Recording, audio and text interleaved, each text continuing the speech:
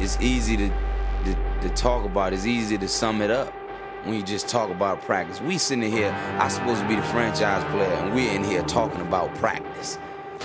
I mean, listen, we talking about practice. Not a game. We talking about practice. Not a game. Not the game that I go out there and die for and play every game like it's my last. Not the game. We talking about practice, man. I mean, how silly is that? And we're talking about practice.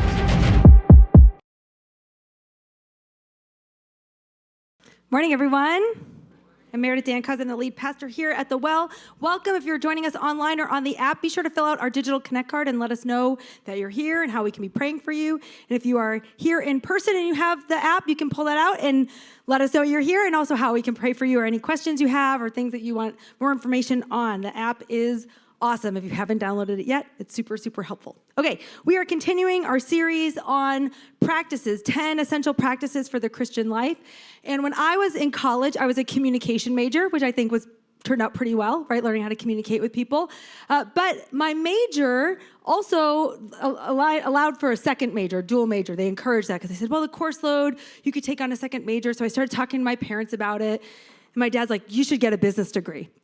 Anyone can fall back on a business degree. I thought, good idea. So my second year of college, first semester, had a line of business classes to start my business degree. And within the first week, I was like, this is a terrible idea. I hate business. I am not any good at this. So I dropped every class that wasn't a gen ed requirement, which left me with macroeconomics and computer science 401. I cannot tell you anything about macroeconomics. I know they're talking all about inflation now. I'm like, I know I learned all about that. Don't remember a thing. But computer science 401 took 3 things away that I remember to this day. 1, how to format a floppy disk. Not super helpful anymore, right? I'm showing my age. 2, how to sell something on eBay because it was brand new when I took that class. And then 3, over 90% of computer problems are solved by rebooting your computer. So that one I use regularly. Just the other day, Imogen, my daughter, who's 11, came up to me. She goes, Mom, my computer, it's all glitchy. It's not working. Nothing's running. And I said, well, have you restarted lately? She goes, I don't know how to do that. I thought, cool. That's been running for a solid 3 months straight. No restarting. So guess who looked like a computer science whiz the other day? That one class paid off. I looked like a really great mom. And I taught her how to restart her computer. It worked. But here's the thing. What is true for machines is often true for people. If things run too long, without rebooting, without restarting, without resting, things get glitchy. Things start to get kind of wonky, right? And that's with our souls. We are designed to restart. We are designed to reboot. And we're talking about Sabbath today. And Sabbath is this built-in spiritual rebooting for our lives. And when we don't, again, things start to go off. And we start to see things like soul fatigue. And here's some signs of soul fatigue. Some of you might be like, are you checklisting what is currently happening in my life? Are you easily irritated? Are you indecisive, impulsive, and lacking self-control? Lack of judgment. You keep taking the path of least resistance. Like, I want to do this, but I just do the easy thing. Or you're fearful and you feel this lack of courage. All of those are signs that something's not quite running right and something needs to be addressed. But here's the thing about Sabbath. It's not something that's optional. It's something that's built in to our hardware. It's how we are designed. It's how we're meant to operate. And so it's how we function best. And we see it right at the beginning of creation. So in our creation narrative, God works 6 days and creates all the things. And then we read this about the 7th day. On the 7th day, God had finished his work of creation. So he rested from all his work, and God blessed the 7th day and declared it holy because it was the day when he rested from all of his creation, his work of creation. And so God made everything, right? God made land and water. God made sky and land. God made animals that swim and animals that run along the ground. And God made humans, male and female. And after he did all of that, God rested. And that word there means to cease. In the Hebrew, it's Shabbath. You can hear it, right? Shabbath, Sabbath. So Sabbath comes from this word meaning to cease, to stop. And Sabbath, notice this, in the rhythm of creation. God has worked for 6 days, and he takes the 7th day, and he declares it holy as a day of rest. He makes humanity at the end of the 6th day. So humanity's first full day is not a day of work.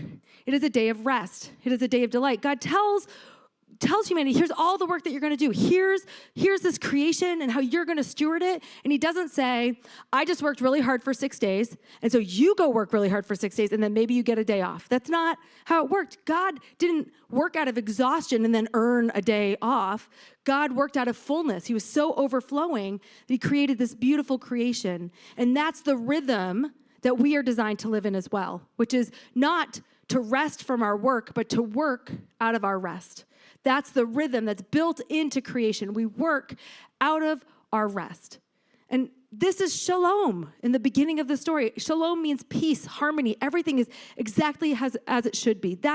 This is part of the design, but we know that shalom gets shattered, right? Sin enters the story, creation gets distorted, and everything is broken. And so the next time we see Sabbath, it's under very different circumstances. It's after Israel is delivered out of Egypt. So they've been enslaved for over 400 years. And then after they were released from that, they got it all wrong and they had to wander in the desert for 40 years. And they're at the brink of the promised land. And Moses is telling them what they need to do in order to be the people of God, to live differently.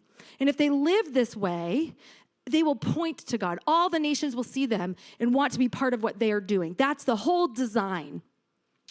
And so they're given the Mosaic law, and part of the Mosaic law is Sabbath. And we read this in Deuteronomy. Observe the Sabbath day by keeping it holy, as the Lord your God has commanded you. You have 6 days each week for your ordinary work, but the seventh day is a Sabbath day of rest dedicated to the Lord your God.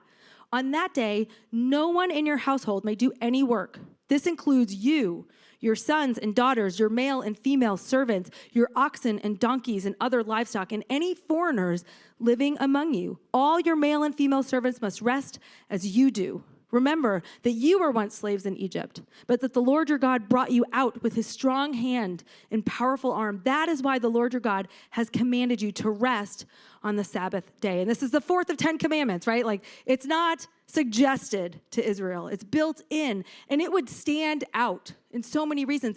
And when we see Sabbath pop back up here, it is out of the emphasis now is freedom and justice. Freedom and justice. And that emphasis of freedom, he's saying, you were slaves.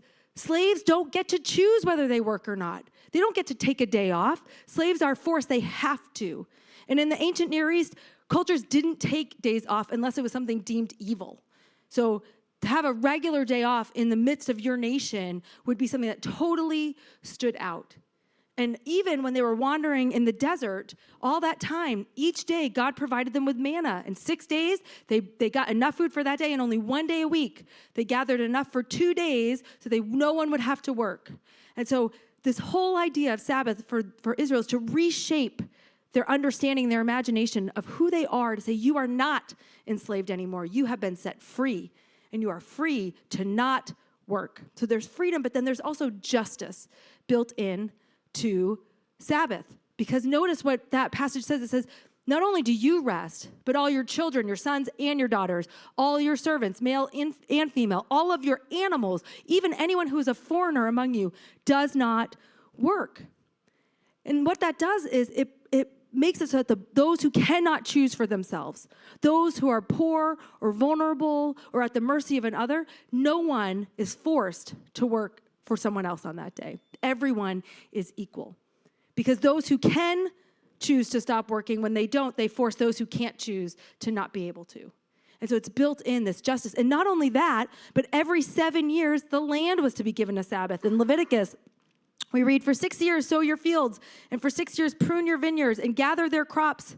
But in the 7th year, the land is to have a year of Sabbath rest, a Sabbath to the Lord. Do not sow your fields or prune your vineyards. And so every 7 years, even the land was not to be worked and overworked. And then on top of that, after 7 cycles of 7, so after 49 years, the year after that, every 50th year was to be a year of Jubilee. And the year of Jubilee is basically like a factory reset for Israel. It's like putting it all back. And so anyone who had to trade in their land or sell their land to provide for themselves because they maybe got into trouble financially or whatnot, that land went back to that family. Anyone who had to sell themselves into service to another, they were released. And not just released, they were blessed, so that they could be provided for. Everything went back. It was all meant to reset. And for 2 reasons. One, God is wise enough to know that it only takes 50 years for everything to get unequal enough that it becomes unjust. Only 50 years. Humans left to their own devices, that's what happens. So every 50 years it resets, and no one would have lived a lifetime of generational poverty in that system. And imagine if you saw a nation that did that every 50 years, and even every 7 years they were supposed to let people go, but in the Jubilee year, it didn't matter if they were in their first year, their fifth year, their sixth year, everyone got let go. Everything got put back. Because that was how you provided for yourself. No one owned their own land. God owned the land. And yes, they used it with one another, but it all went back. Imagine what that would have said to all the nations around them. Unfortunately, we have no evidence at all that Israel ever even made it to a Jubilee year, that they ever celebrated a Jubilee year, because they so went their own way. Because Sabbath, when God brings it in the Mosaic Law, it's to mitigate the damage of sin, to try to contain it, knowing that everything's broken, there's no shalom any longer, but trying to restore it as best he can. But it doesn't happen. And so Israel, like everything else, kind of misses the point about Sabbath. And instead of being a source of justice and freedom and built into a system, it becomes a source of legalism and a source of oppression.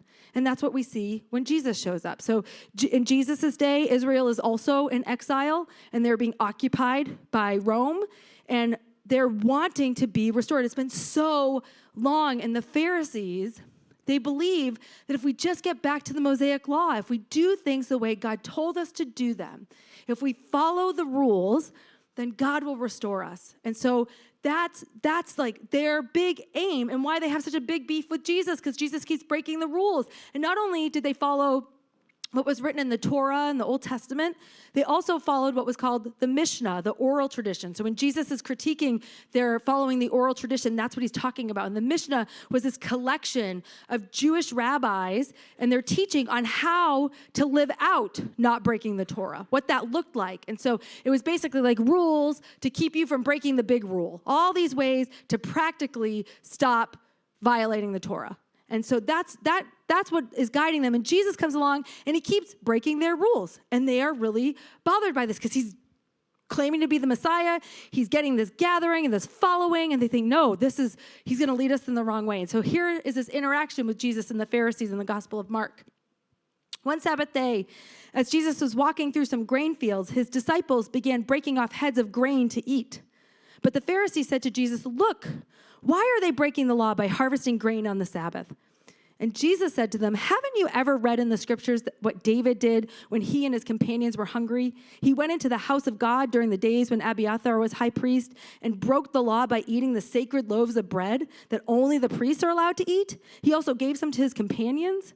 And then Jesus said to them, "The Sabbath was made to meet the needs of people, not people to meet the requirements of the Sabbath. So the Son of Man is Lord even over the Sabbath." And so the Pharisees, they see Jesus' disciples picking kernels of grain as they go along, and they're not mad about the action. That's actually allowed in the law, that you could pick grain in a neighbor's field with your hand. You couldn't put a scythe to it, like you couldn't start harvesting it, but if you could hold it in your hand, you were allowed to do that. So it's not the action. They're not like, "You're stealing, stop doing that." It's the day they're doing it.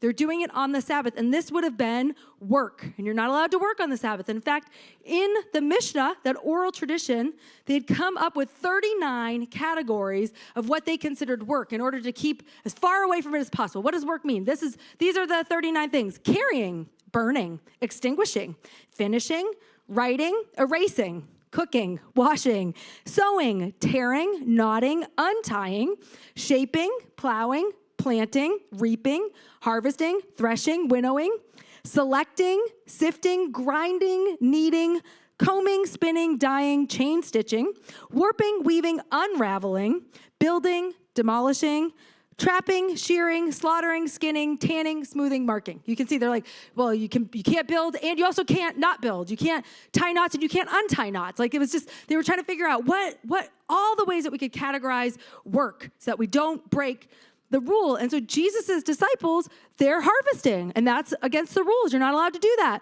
And Jesus, because he's the leader, is responsible for their behavior. So they're like, "Hey, your followers are doing this. You got to get them to knock it off. Don't you know the rules?" And what's interesting is Jesus does what he normally does. He doesn't start going toe-to-toe about the rules and the law and saying, "Well, you say this, but I say this. Like, here, let's sit down and parse this out." Instead, he answers with a question and a story. And he says, haven't you read about David? Don't you know that story? And the story he's referring to is David is on the run from Saul. He doesn't have any food. He goes to the tabernacle in Nob, and he convinces the priest to give him the sacred loaves of bread. And these loaves, these would be baked once a week with very special flour, and they were dedicated to the Lord, and they were brought to the holy place that only the priest could go in. And after the new loaves were baked, they would be brought in the holy place, and then the priest would take the previous week's loaves and eat those. Right? So David comes in, and he has no business eating that food. That's against the rules. And then Jesus gives the punchline here. He says, the Sabbath was made to meet the needs of people and not people to meet the requirements of the Sabbath. So the Son of Man is Lord even over the Sabbath. And he's saying the whole point of Sabbath is not to follow rules, right? David's human need overrode the rule. That's not the point of this. And he says that Sabbath was always intended to meet the needs of the people. And I said last week, we need to start quoting Jesus better, right? Once again, we often say, man was not made for the Sabbath. Sabbath was made for the man. It says anthropos, which is general, genderless human being. Jesus is bringing us back to creation. They were made in the image of God, male and female, they were made. That it is inclusive of all humanity, is built so that Sabbath is for us to meet our needs. And even when we say the Son of Man, it says the Son of Anthropos, the Son of humanity. That's what it actually says. We just get too comfortable with these other ways. Jesus is including everyone in this to say, if you are human, then the Sabbath will meet your need. If you are human, you're made in the image of God, and Sabbath is foundational for you. And so when he says that the Son of humanity is Lord even over the Sabbath, what he's saying is, you all hold David to this high esteem, right? David, who's the chosen king of Israel, that the Messiah is going to come from the line of David. I have more authority than David, is what he's saying. I am the greater authority. And he's trying to bring them back to the Sabbath of creation. And right after this encounter, he's at a synagogue. There's someone with a shriveled hand. What does Jesus do? Heals him. What do you think happens? Everyone's like, oh, I see what's going on here. We're going back to, Sabbath is meant to meet our needs, and we got it, Jesus. No, they want to kill him afterwards because they're like, you're not following the rules. The rules are we don't heal on the Sabbath. That's work. And they're missing it. And so Jesus, he keeps poking the bear. I mean, if you want to know why the religious leaders kill him, it's because his violation of the Sabbath over and over again. And he's violating their understanding of who God is and how the rules work. And he's continually bringing us back to, no, you're missing it. You're missing it. The Sabbath was never meant to be a rule to be followed. It was always built in to who we are to meet our foundational needs as human beings. And so how does the Sabbath do that? How does Sabbath meet our needs as a human being? Well, in Christianity, we talk about there's two kingdoms. There's the kingdom of the world, and there's the kingdom of God. They are two separate kingdoms. They are not the same, and one is not bringing about the other. There's no kingdom of the world that is so aligned with the kingdom of God that is furthering it. The kingdom of God is a separate entity. It runs differently. The kingdom of the world and every empire that has ever existed in it is a kingdom that enslaves, always. And it enslaves us through fear, and it enslaves us in our mindset and our practices. And the kingdom of God is always a kingdom bringing freedom. And so how we choose to live shapes us into whichever kingdom we are most loyal to. And so when we Sabbath, just like Israel needed Sabbath to break its mindset of being enslaved, to say you're no longer slaves, you get to choose, you have been set free. We need Sabbath to challenge all those mindsets and practices that enslave us into the empire in which we live in. And so how does Sabbath do that? And there's several narratives that that collide with Sabbath in the world. And so the first one is scarcity versus abundance. The kingdom of the world is all about scarcity. You don't have enough, you don't do enough, you aren't enough. And so if you get something more, if you upgrade something, new is better, more is better, you'll be happy and you'll be satisfied, but there's not enough to go around, so you better get yours now. You got to work really hard and keep what you have and keep accumulating. And we see this in how many of you are like, oh, my 401k. I mean, I know someone who's already saved $1 million, like, I won't feel good till I save 2. I'm like, cool. Wow, that's good to have goals, right? But we have these I need more and I need more and I need more. And you're like, what? When is enough? When is enough? But the kingdom of the world is fueled on there's not enough. It might run out one day. There might not be enough to go around. So, we get stuck in that mindset. and we start to upgrade, and we invest in the wrong things and think that this will make me feel happy, this will make me feel satisfied. And so how does Sabbath challenge this scarcity mindset? Well, Sabbath, when you cease, remember, Sabbath means to cease, to stop. It is a time where you cease striving to get what you do not yet have so that you can stop and enjoy what you already do. You can enjoy the belongings you already have, the space you already have, the people you already have, the food you already have, the body you already have. It is a time to stop, to get out of that cycle, to break these destructive rhythms of the world, which is work and work and work and keep going until you're exhausted. And then maybe when you're exhausted enough, you can recover a little bit to keep going and get more, because it might run out and you got to keep going. And when we Sabbath, we are graciously living within our limits to say, I am going to live within my physical limits, my emotional limits, my relational limits, the limits of time and space, to say, there is not always more. I don't always have room for more. What I have right now is enough. And so we start to move into a place where we see everything is a gift. We can have abundance because God provides everything. The breath in your lungs is a gift. That you woke up this morning is a gift. That you can see is a gift. That you have a body is a gift. That you have a home is a gift. That you can eat food it's all a gift. And that's where we start from. Sabbath says we stop striving for what we don't have. And so then the next narrative that gets challenged is this one of combative versus cooperative. Because the kingdom of the world is combative, meaning it's me against you. If there's only so much to go around, if you get it, then I don't. So I have to keep going. Rest is a threat, because if I stop, if I step back, if I cease, then you might get ahead. You might get the scholarship. You might get the promotion. You might get the position that I want, that I feel like I deserve, that will make my life better. And so we start to see one another as competition. Right? And so Sabbath is a liability. And this is why so many people are overscheduled, because I just have to do this one more thing, because if I miss it, then I might miss out. But when we start from a place of abundance rather than scarcity, that everything's a gift, that everything I have is a gift, that I don't have to strive for everything that I need, we can stop seeing one another as competition, and we start seeing one another as equals, that we are equally created in the image of God, which is built into Sabbath, to say there aren't some who get to rest because they've earned it, and others who aren't good enough, they have to keep working so that these elite few can rest. It says everyone rests. Foreigners rest, servants rest, animals rest, children rest, everyone rests, because we are all equal in the eyes of God. And it restores us to that. And how you live reveals which kingdom you're living in. Barbara Brown Taylor says it like this: the ancient wisdom of Sabbath, of the Sabbath commandment, and of the Christian gospel as well, is that there is no saying yes to God without saying no to God's rivals. No, I will not earn my way today. No, I will not make anyone else work either. No, I will not worry about my life, what I will eat or what I will drink, or about my body, what I will wear. Is not life more than food, and the body more than clothing? And there was evening and there was morning, the seventh day. When we say yes to God, we say no to God's rivals. That's part of Sabbath. And then the next narrative that Sabbath bumps up against is this idea of oppressive versus liberating. What world are you living in? Because the kingdom of the world is oppressive, that work is demanding, it never stops. There's always one more thing to do. There's one more load of laundry to do. There's one more email to do. There's one more call to make. There's one more appointment to have. There's always one more thing to do. And in this post-pandemic world, many of us, our line between home and work has gotten really blurred. We're like, I don't know. And then even if it's you go to work and then you come home, all of us carry work in our pocket every day with our phone, right? You're just one text, one phone call, one email, one ding away from work invading your life. And so there's always just this oppression of there's more, you have to do more. And we get stuck in this have-to mindset. I have to fold one more load of laundry.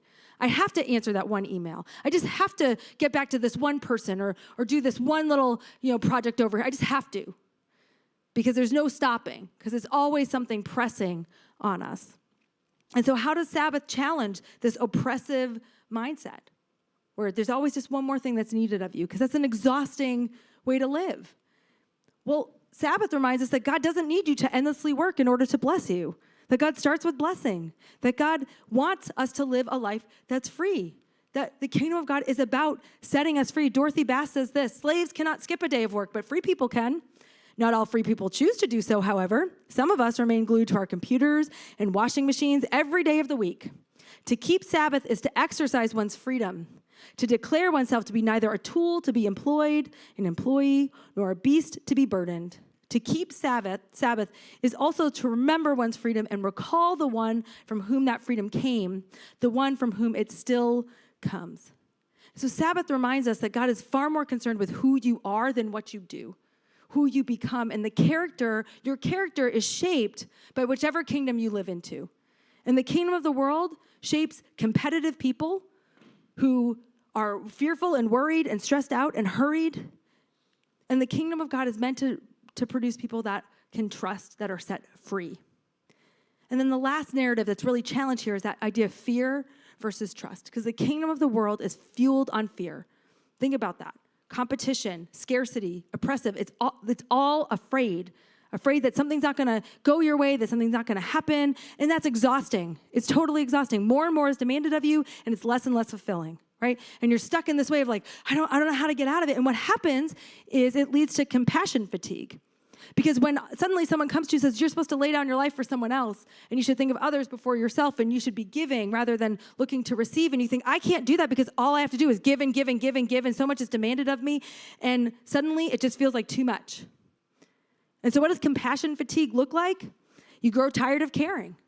You just can't hear one more bad thing or one more story. It's this gradual lessening of compassion over time, where you start to get skeptical and you start to doubt whether anything that you're doing is worth doing, that it's even going to make a difference. We start to experience this secondary trauma where you're so busy watching traumatic events from someone else that it starts to feel like it's your trauma. And then by the time you hear something else, you're like, it's too much. I mean, many of us are feeling that just from watching the news this last week with Ukraine. It is traumatizing, but the more we have those narratives coming at us, the less compassion we're able to have because we just get tired from it.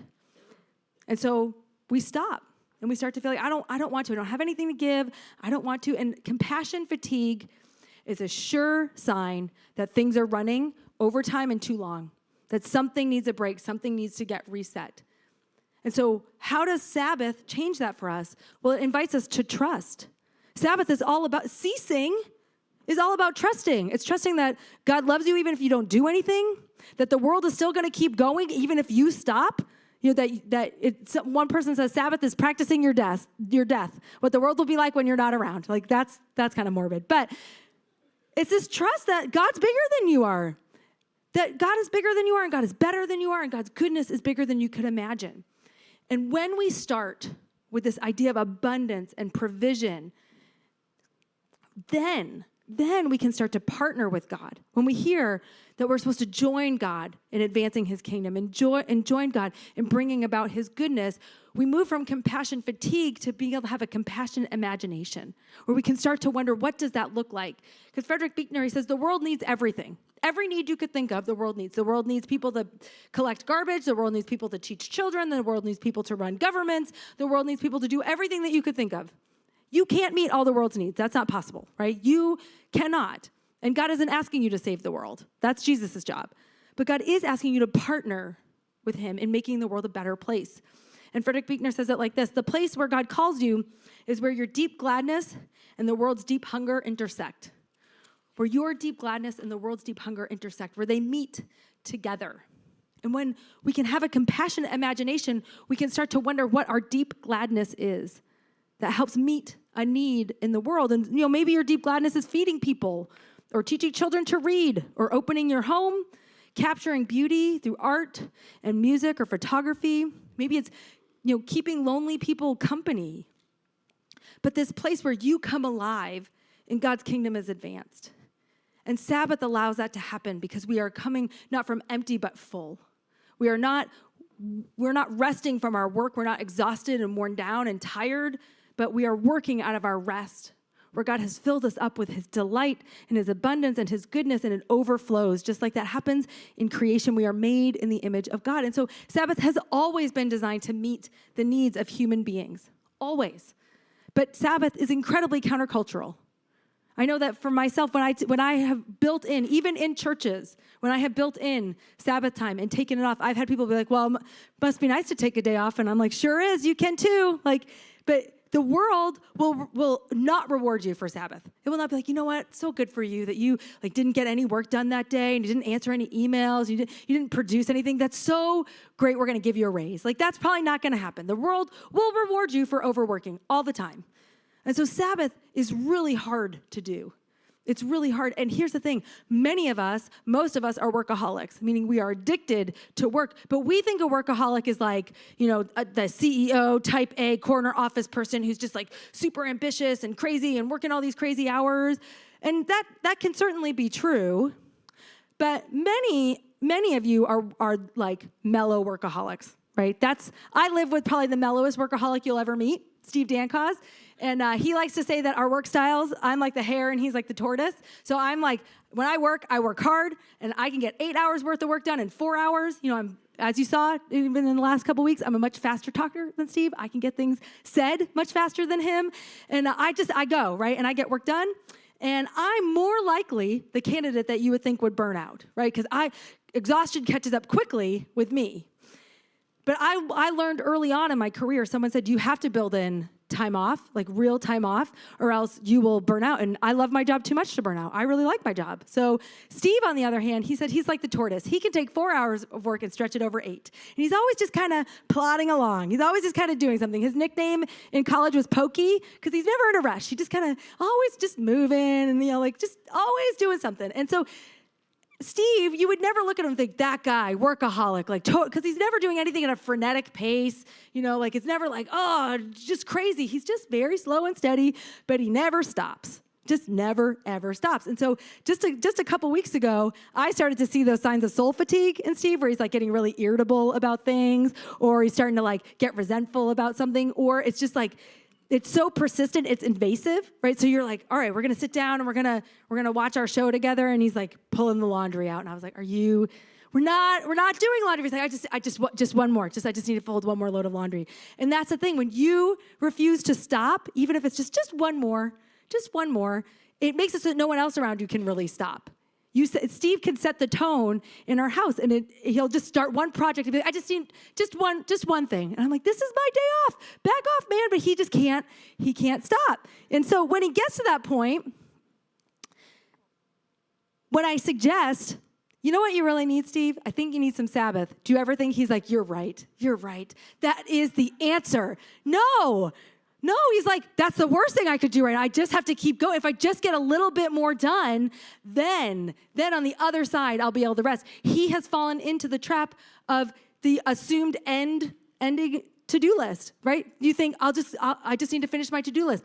How many of you have ever finished your to-do list and thought, and now I am done. I have nothing left to write down to do. I have nothing to do anymore. I have completed all to-do lists. You have not, right? There's always another to-do list to add, but you think if I just get through my to-do list, then on the other side, it will all be done. It's never done, right? And so I had to force him to be like, listen, you are not fun to live with right now, man. You need to take some time to yourself. And he did, and it reset him. All right, it's a reset for him, and he's much more peaceful in his own spirit. He's much better to live with, I promise you. He told me I could talk to you about this. He's much better to live with, and he gets his work done better too. Like, because he's more focused, he's working out of rest rather than trying to rest from his work. Sabbath counters our destructive impulses.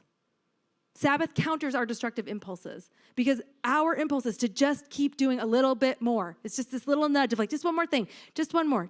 And you can get yourself to a place of burnout and you didn't even know you were getting there. Some of us crash and burn into burnout. When I burn out, it is so obvious. It's not pretty, right? But for Steve, it's gradual. And for more of you, that's the case. It's just slowly grating away at your soul to where you're like Imogen's computer. 3 months later, nothing's running, everything's glitchy, and you're like, I don't know what's going on, and I don't even know how to restart it. I don't know how to reboot. And that's the reality about Sabbath. We need it. We need it in our lives because without it, things don't run right. And that is why Jesus keeps poking at the Sabbath. It's why he keeps healing on the Sabbath and letting his disciples do stuff on the Sabbath. It's why he keeps doing it because he's trying to show them like, you're missing it. you're missing the whole point. He's trying to bring them back to the Sabbath of creation. The Sabbath of creation, which is built in to who we are. That's not just trying to mitigate sin, but it's part of how we're wired. It's to be made in the image of God. Remember, humanity didn't have to earn their rest. It was a gift given to them right at the beginning. And that's the gift that's given to us right at the beginning. Every single day, every single week. That's the gift that God has for us, is how we are designed to run. And when we do that, when we build Sabbath back into our schedule and we run the way we're meant to run, then we can joyfully start to partner with God. And Pastor Ashley next week is going to talk about the practice of serving. But we start with Sabbath first because we're not going to serve joyfully without that. We need first to rest in God's presence. That's the way it goes. And it's not meant to be an obligation that weighs us down. John Ortberg says it like this: the with God life is not a life of more religious activities or devotions or trying to be good. It is a life of inner peace and contentment for your soul with the maker and manager of the universe. The with God life, the without God life is the opposite. It is death and it will kill your soul. And some of you today feel that. You feel that without God life, that you have just been running and running and running, and maybe you didn't even realize that you've just been running for so long without rest, that you've been trying to recover, but you actually haven't rested. Because Sabbath is not just a day off. It's not just taking time off and, lounging in front of Netflix and catching up or binging a show. Like, that's not Sabbath. Sabbath is resting with God, allowing God to fill us up, to pour into us. And so what does it look like? Because Sabbath is a practice that we have to practice. We have to build that in. And Peter Scazzaro, in his book, Emotionally Healthy Spirituality, he gives 4 practices, and I think these are helpful. And the 4 practices are stop, rest, delight, and contemplate. So the first one is stop. And some of you today just need to hear it. Stop. You need to stop. You need to stop working. You just need to cease and desist. Stop. Sometimes that's what Steve needs to hear. Like, stop. Just put it away. Put the next project away. Put the phone down. Step away from the washing machine. And so the first step to Sabbath, Shabbat, is to cease. To cease. And to cease, that means to freedom from the things that enslave us, the things that say you have to and you don't have a choice, that you can't stop. And so what does it mean? It means to stop all things that drain us, to stop work. And that means paid or unpaid work, because some of you don't get paid for your work. It doesn't mean you don't work, right? You're not off the hook for this. So paying bills, email, yard work, homework, housework, all that, stop. Just stop it. One day, stop it. Your house will be fine, I promise you. It will be fine. Your lawn will be fine. Your neighbors will be fine. Your coworkers will be fine. They'll all be fine. And if they're not, that's on them, right? Other things that you can stop, though. Stop hurrying. Stop multitasking. Stop negative self-talk. Imagine if you ceased that for one day, how good that would be for your soul. If you just stopped beating yourself up, just one day, if you turned the tape off. How about shopping? Stop shopping. The Jewish tradition is no handling money. Some of us just need to stop. Just one day, turn Amazon off. It's not a news site, right? Nothing new happened there. It's a shopping site. Envying. Stop envying. Turn social media off for a day. Turn all media off for a day. There's no media that doesn't make you envy someone else. Technology. Pick one major piece of technology and don't use it. Your washing machine, your dishwasher, your computer, whatever that is. So stop. That's the first part of Sabbathing. But the next one is to rest. God doesn't just need you to stop things. It's about resting and replenishing. And so that means to slow down. I know for myself, that's hard for me. I'm fast. I do everything really, really fast. And to slow down means to slow your life down to a grace-paced life. So what does it mean? For me, when I Sabbath, I have to slow down my pace. That even if I'm out doing something, to be like, I'm not rushing. I don't have to rush today. I can walk slower. I can talk slower. That's hard for me to do some days, But it's about turning things off. So what is it to build in quiet? Like actual quiet. What is it to turn off your phone, to put an away message on your email, to be gone? I know for myself, when it comes to writing a sermon, that's work, and I'm working, and normally I get to a point where I hit a wall, and I think I just got to push through because I got to finish it. And Steve, this is where he's very wise, comes to me and says, you just need to go nap. And I was like, no, what if I don't finish? He's like, just stop. you have to stop and go rest. And I can tell you every time, I have that fear, like if I just rest, maybe I won't finish it. Maybe it won't come to me in time. And almost every time when I wake up, it's right there, because God reminds me it's not your sermon, it's my sermon. So don't worry about it. So finding that place to rest, to allow God to fill you back up. But more than that, to delight, to move into delight. And because Sabbath is about joy and playfulness, and it's about gratitude and enjoying all that God has made. When God made creation, he steps back and he says, this is very good. And he tells humanity, go enjoy it. Go enjoy it. And the work that you're going to do for it is going to be so good and life-giving. Toil only enters after the fall. Work isn't a bad thing. It's meant to fill our soul, but we are meant to delight in that. And so what does that look like to savor on a Sabbath? It can be wearing your favorite clothes, whether that's your favorite comfy clothes or your favorite fancy clothes. It can be eating a meal that you just enjoy so much. It can be saving a special treat that's just for Sabbath day. We used to do that with Imogen. On our Sabbath morning, she'd get frozen waffles. That's the only time she got them. But on Sabbath morning, she'd be so excited for Saturday morning. What is it to, engage your senses? Light one, have one candle that you just love so much, and you just light it for that time. Or enjoy your hobbies. If you love woodworking or puzzles or running or sewing or whatever that is, enjoy your hobbies in the presence of God, to delight in all that God has given you. And that leads us to the last one, which is to contemplate, because that means to ponder the presence of God. In all of this, in Sabbath, all your activity and inactivity is meant to point us to the presence of God, to remind us that everything is a gift. Your body is a gift. Your eyes are a gift. Your hobbies are a gift. Everything's a gift. Your senses, everything. Every morsel of food you eat, every drop of water, everything, every friendship you have, it's all a gift. And so on that day, what does it look like to maybe add reflective music? Or, if you love nature and that's where you connect with God, be out in nature. Add a scripture that you're reflecting on in that day.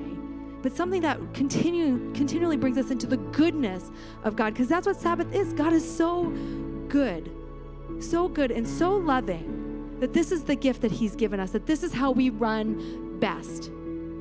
This is how we're meant to operate in the world.